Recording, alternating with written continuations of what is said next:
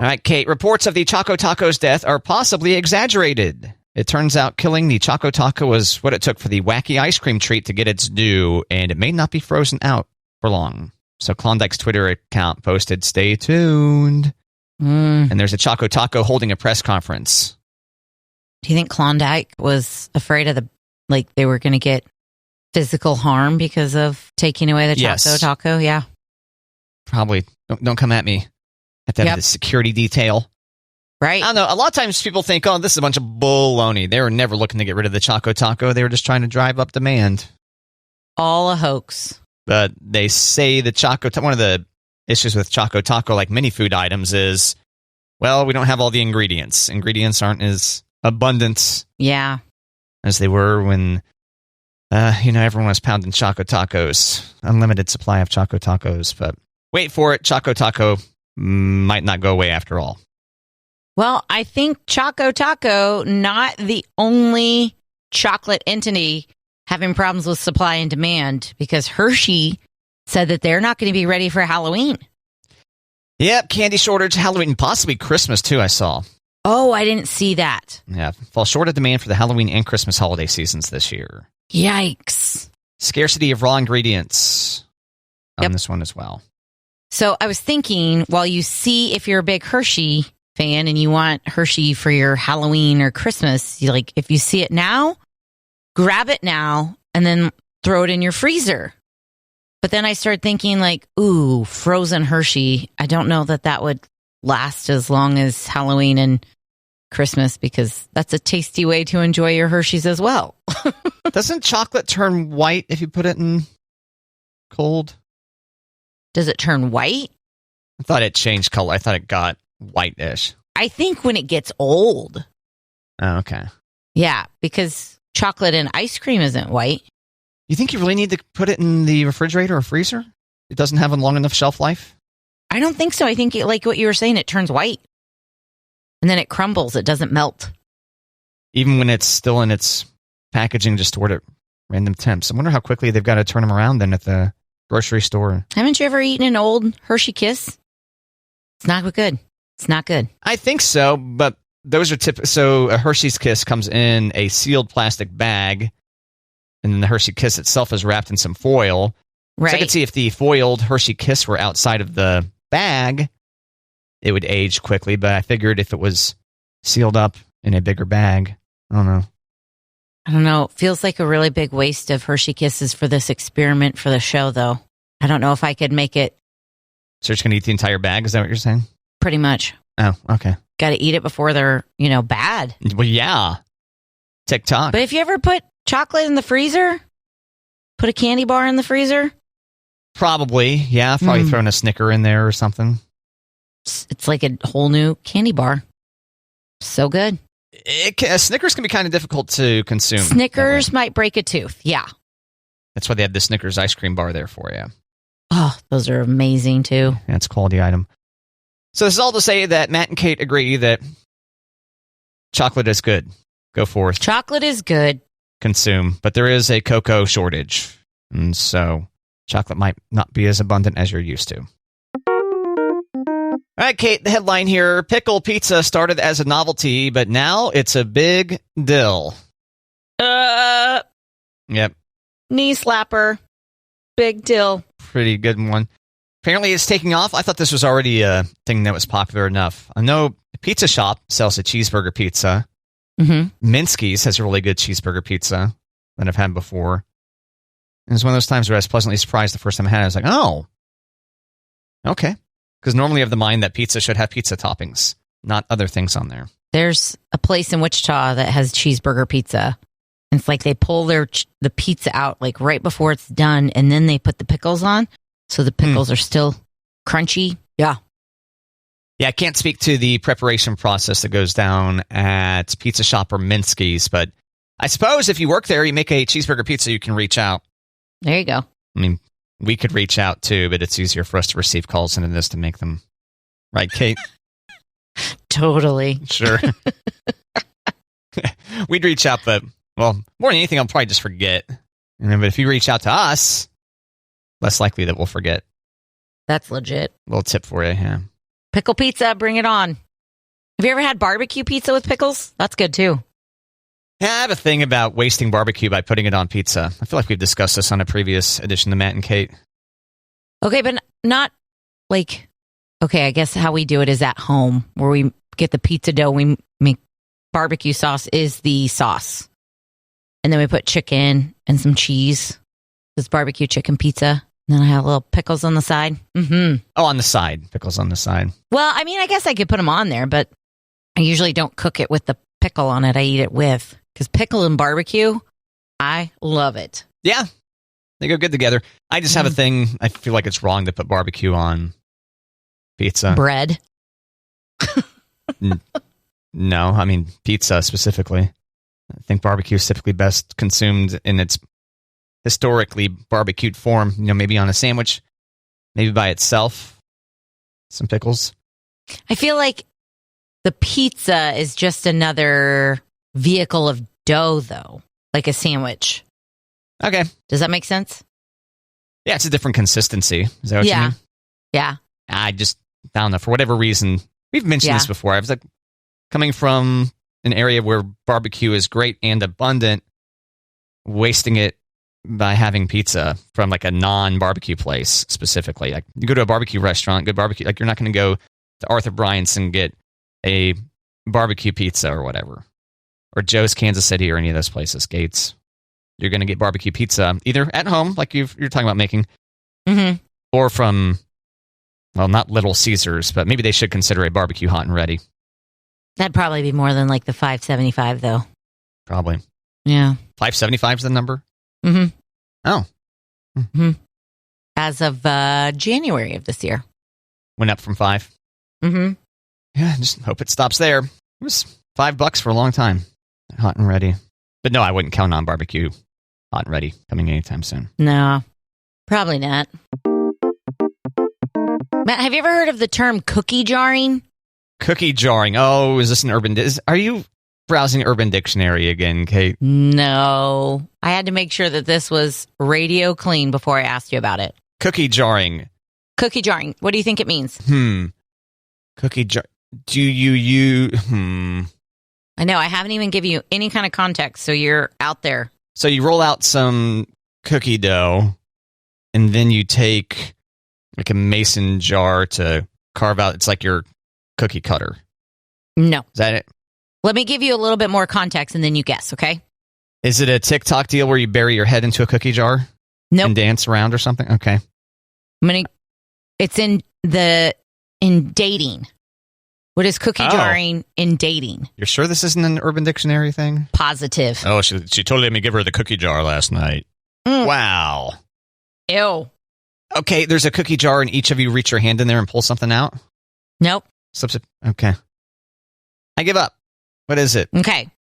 Cookie jarring is when you're dating someone, but you have someone else in reserve in the cookie jar.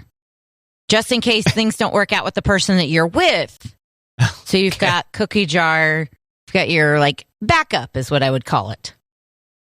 And you just have one cookie in this cookie jar? No, nobody. I mean, there's no limit. Yeah. Wow. And that's called cookie jarring. I just thought that was called sleeping around. No, because maybe you're not sleeping with either. Black book, low black book. What that sounds like, right? Okay. Isn't that typically frowned upon, this kind of idea? I mean, I feel like I've had backups in the past. Oh, yeah?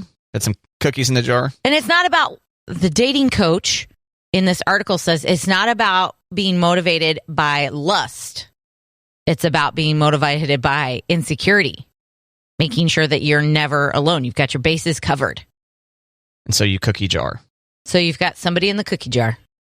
Are you supposed to share that with your current cookie?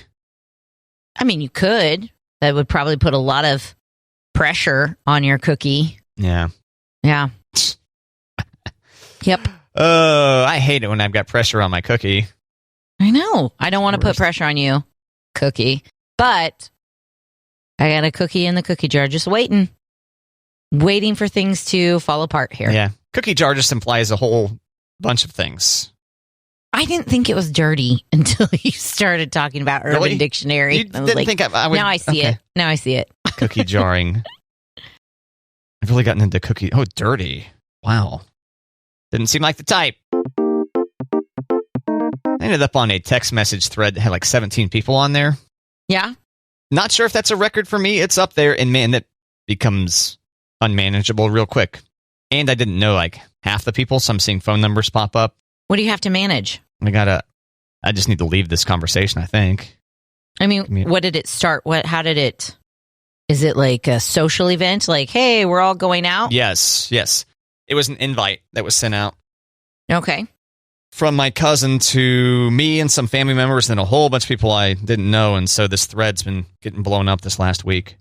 I think it's finally settling down since the event came and went. Okay. I was out of town and missed it. I don't know. I just think I just continue. This thread continues. It's weird. Maybe they all had a good time. We should get together again. That type of thing. No, most of them are like, oh, sorry, we missed you. That type of stuff. Yeah, no one wanted to get together again, apparently. I didn't see any messages like that. Okay. Nope. Wasn't that fun? Nope. So, yeah, it was actually 21 people because it shows 4 numbers here and 17 more. At what point do you bail on sending out text invites and just switch to email? Your thoughts on that, Kate? I don't know that I've been in a group with 20 plus, but with the girls and their sports teams and stuff, I am in groups of at least 10, maybe 10 and 15, where we're talking about practices and stuff like that. But that doesn't overwhelm me or anything. Well, maybe I'm easily whelmed. I don't know. Yeah. Just once you get to a certain point, especially if there's a bunch of strangers on here, people I don't know. Presumably you know everyone in your text thread that talking about your kids' social activities, right? Well, I don't have all the numbers. So there are numbers in there that I'm like, oh, that's got to be so-and-so's mom, based on conversations in the text thread. But I don't know. Okay, I was just curious if there should be a cap. Maximum number of people on a thread. All right, never mind. Pumpkin spice is coming back, Matt.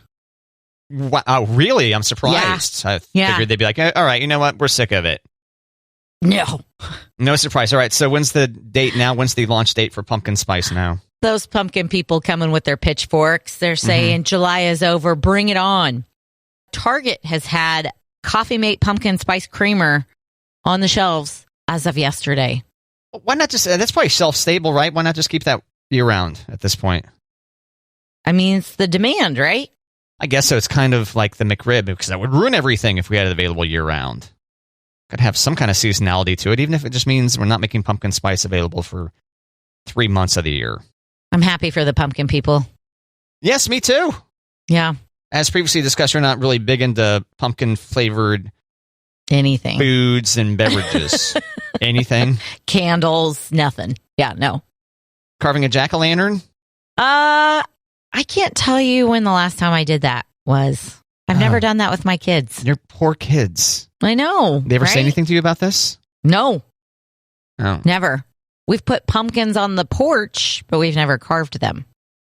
Not tempted once, huh? No, and they've never asked. They're aware that jack-o'-lanterns exist, right? Yeah. I think they're okay with it, too. Must have gotten that from you. Is Monty into jack-o'-lanterns? I don't think so, since we haven't done it. Okay. So there you go. I mean, if neither of you have the genetics to be jack-o'-lantern people, then can't really expect the kids to. Looks like we've passed that on. Yeah. Yeah. That's how you know they're not adopted. It's how you know. Yeah. You might actually have some other evidence as to knowing that they weren't adopted. They do look exactly like my husband, so. Well, you may have witnessed their arrival into the world. I was there. Yeah. If I wasn't there, I wouldn't think that they'd be mine. Probably not unless someone snuck in and, I don't know. Because they look just like my husband and his family. And then you remember delivering them. I mean, I was there. Yeah. You were there. I was there. Yeah. And you don't think they swapped them out with a different kid or anything like that either, right? Nope. Okay. Just making sure. The chin dimple is very evident. All three have a chin dimple. Womp womp.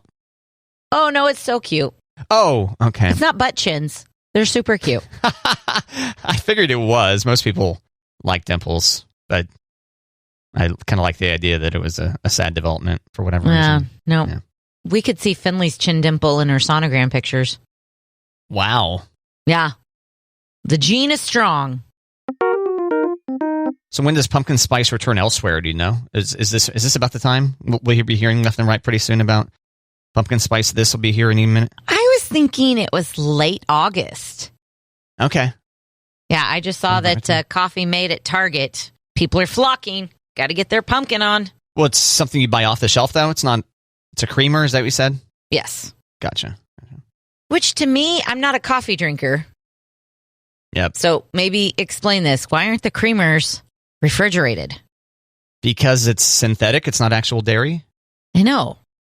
So why wouldn't people want real creamers? Does that make sense? Convenience. Okay. Cheap. It's cheaper. Okay. You could probably go get some artisanally made creamer infused with pumpkin spice that you got to refrigerate and make curdle on you if you don't drink it within a month. But gotcha. I'm not sure. Okay. I think it's just one of those things. Not even refrigerate after opening, you don't think? Yeah, don't you have to refrigerate after opening? Well, yeah, I think so. Yeah. Okay. See, I told you I'm not coffee people. I don't know. Yeah, well, I like black coffee, so I can't speak to creamer stuff that much. Okay. I mean, I'll put some Baileys in there. Hell yeah. Given the chance, yeah. I'm like, hey, Kate, could you stop taking pulls off that bottle of Baileys and let me borrow it for a second so I can get some for my coffee? Thanks. Right. Hey, Kate, here's why you shouldn't use hey as a dating app pickup line. Okay. Before I share why, do you have any guesses as to why? It's too basic. Yeah. Really? That's it, more or less, and it's kind of lazy. It's like you couldn't be bothered to look at my profile and say, oh, I see you're into the Kansas City Royals. How's that going? You know? But isn't hey kind of part of like a salutations? Like, hi. Sure. Hey. They're saying that's not as compelling as someone who would actually say, hey, you like sewing? Me too. Just jump right in. Got to grab them, you know, instead of just being like, all this person has is to say, hey, to me, having never met them before. You're just saying the message would only be hey. It wouldn't be like, hey, I think it's cool to see that you're into the Royals. Yeah, did you ever were you ever on like a group chat or anything like that? Yes. Or a real-time chat like AOL Instant Messenger back in the day? No. Okay. Bummer, you missed out. I know. Any kind of an instant messaging app? Yeah, I mean, we do at work. Does that count? Not so. I guess in this case, maybe it's a relic of being a computer dork in the late 90s, where you might just say, hey, to someone to see if they're there, verify that they're there. Okay. You know, 'cause push notifications are more of a last 15 years kind of deal. So you might say, hey, to be like, okay, yeah, someone is there. But if that's your pickup line, your first line to someone, doesn't really communicate anything. No, it doesn't. I guess where I was confused when I was thinking it was like leading into the conversation. Because I can't just start a message, hey, I like the Royals too. I would have to say, hey, Matt, how's it going? I like the Royals too, or something like that. I would have to lead with a, hey, how are ya? Instead of, cool picture. No, I think they're saying that all you do is you find someone's dating profile, like, man, I'm kind of hot and bothered about her right now, and you go, hey. Ah, gotcha. And that's it. And then she goes, well, this guy's dumb as a rock. Yeah, there's no effort in that. Nope. So browse the profile, say something compelling and interesting, unique. Say something unique. Not just, hey. It's the kind of dating advice that everyone's come to know and expect and love and appreciate from Matt and Kate. I like the question on there. Is that and love? Convincing? Yeah. Matt, God suggested that a Christian school move into a former strip club. God suggested. Say that there's so much happening in that sentence. God suggested that a Christian school move into a former strip club. A former strip, and they at least hose the place down first? Well, they did a lot of reconstruction, but, I don't know that they'll ever get glitter out of it completely. So God spoke, huh? Yeah. The Ozaki Christian School in Wisconsin bought a former strip club 3 years ago, and they turned it into their new school, and they've been remodeling and detoxing and Cloroxing. Yeah, lots of bleach. Yeah. But like you said, that glitter is going to be tough. Yeah.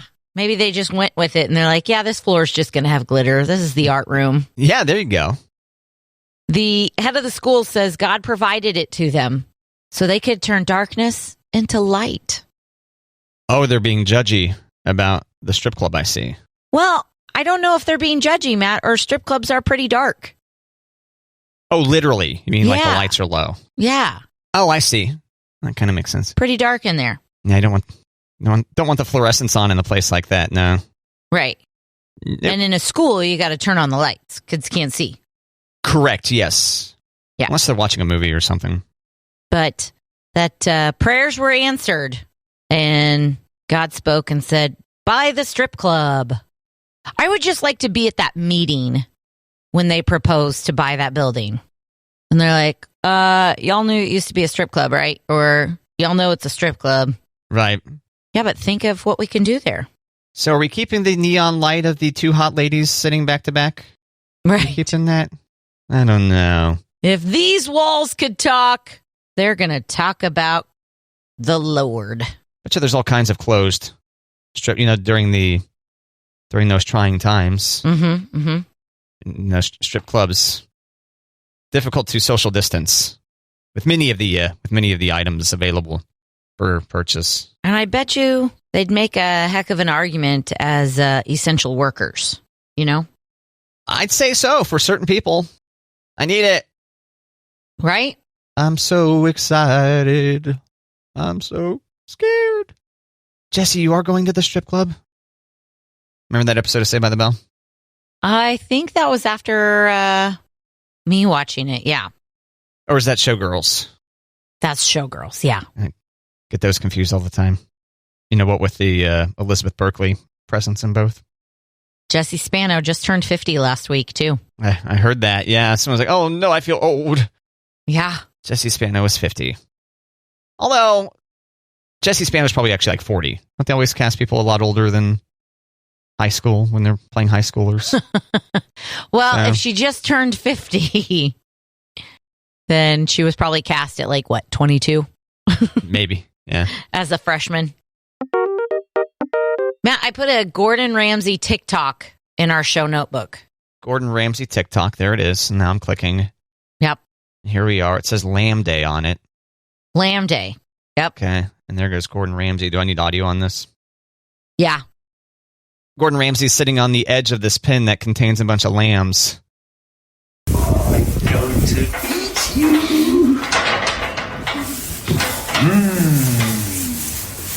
Yummy, yum, yum, yum, yum, yum. Yummy, yum, yum, yum, yum, yum, yum. Which one's going in the oven first? You. And he's going yum, yum, yum, yum, yum, yum, yum. Which one of you goes into the oven first?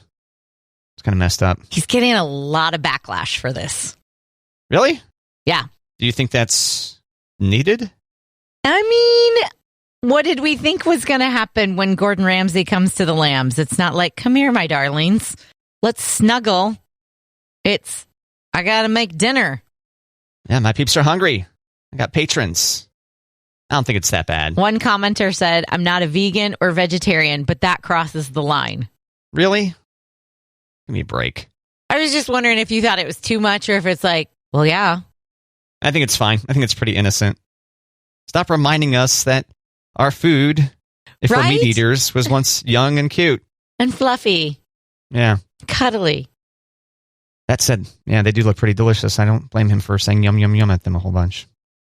I think they look very sweet and soft and cuddly, and let's feed them. Yes, they need to be fatter. But when I walk by the butcher section of the store, I'm like, that's good right there. Yeah. They look far more tasty when they're chopped up. Yes. Cut up. And then once you cook them, they even look better. Right. But when I see a cow, I'm not like, oh, that looks good. Yep, you don't picture a cow with just like two giant, like a top and bottom bun on? No. Top and bottom? No. Yeah, see, that's an issue I have. I can never see a cow without visualizing that. But when I go through the butcher section and it's just raw meat, I want to take a bite of the raw meat. I'm just like, really? Let me just Yes, let me smell it. Wow. Let me take a bite. Yeah. It first started when I was pregnant that I was like, oh, I just want that raw meat. Have you tried raw meat before? I've had, what is it? Pate? Rare doesn't count. Yeah, rare doesn't count. Pate? I don't know. No, beef tartare. Tartare. I've had beef tartare. Beef tartare. But when I see like a steak getting ready to go onto the grill, I'm just like, let me smell it. Kate's always game to smell it, FYI. Not everything. Oh, okay. Let's clear that up. Boring. That's not nearly as fun. I know. Damn it, Kate. But I am a sniffer. She's a sniffer. More of a sniffer than a taster. Sniffs far more things than tastes. It's Kate. It's Kate. Is that my theme song? I think so. Something like that. That's our Kate. Who's that girl? It's Kate.